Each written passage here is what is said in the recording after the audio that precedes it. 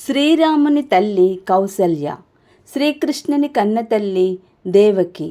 సూర్యుని తల్లి అదితి, శంకరాచార్యుని తల్లి ఆర్యాంబ,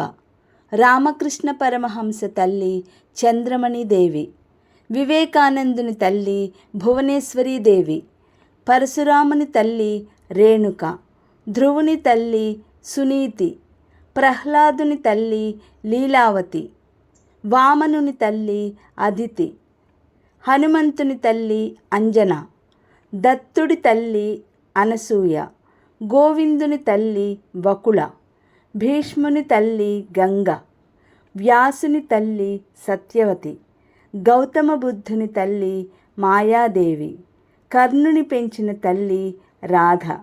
యమధర్మరాజు తల్లి ఉష, శనైశ్చరుని తల్లి ఛాయ, భరత మహారాజు తల్లి శకుంతల.